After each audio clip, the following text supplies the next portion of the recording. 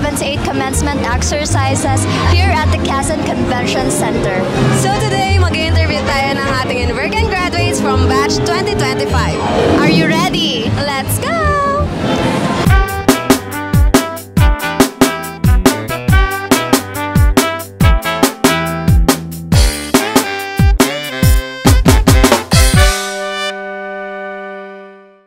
What is your name and program? Bernadette Baldovino, Bachelor of Arts in Communication. John Rev Iremo, Bachelor of Arts in Communication. Rafael Mindanao, Juris Doctor.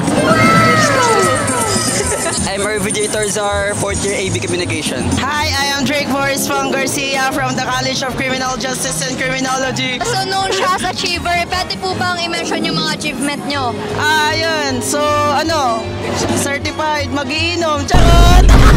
Ayan, so top 2 criminology student, top 2 most outstanding student in campus, and also top 2 in research colloquium applied approach category. Yan.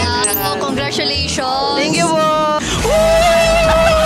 Jimal B. Aquario, BS Maritime Transportation. My name is Christine Andrea Diuy and I'm from Bachelor of Elementary Education.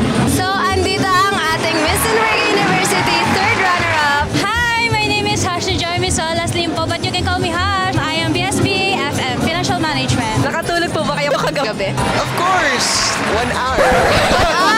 Actually, tulog na ako ng 1 a.m. Ano nararamdaman nyo? Okay lang ba kayo? Nakagraduate na kayo sa wakas? Medyo kinakabahan na malungkot, pero mas nakingibabaw yung kinakabahan kasi papunta na kami outside world. May evict na tayo. Hindi po. Hindi. Bakit? Bakit hindi po? Excited sa Excited. program ngayon.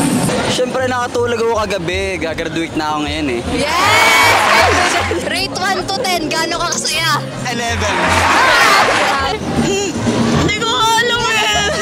Baka nananaginip ako ngayon. Totoo, hindi ko, nag-graduate na ba tayo? Nag-graduate na ba ako? Sure na po ba? Uy, policy nyo na ako! Okay lang. Nakatulog din.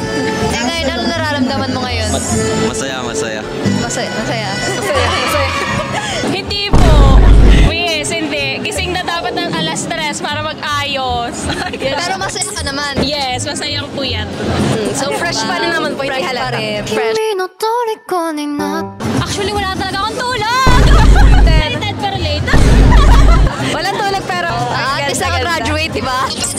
Share kayo ng mga struggles nyo tsaka challenges bago graduate. Of course, bilang law student, madami kaming sleepless nights. Problem din namin is yung review, yung mga gastos, and of course, andun na din yung pressure kasi may licensure exam kami. So, is it hard to be a law student po ba? Yes, I admit, sobrang hirap. Kasi we started almost 55 first year, then until now, graduating kami, mga nasa 12 kami. So, yun naman pala siyang hindi matulog, kaya okay lang sa akin. Kung may mga plano na po ba kayo? After graduating, Next question. Hindi ko pa alam, pero ang basta gagawin ko, I will pursue my passion and kung ano man, I will choose something na mag-enjoy ako. thank you po. Congratulations po. Mag-review, tapos maghanap din ng trabaho. Grabe.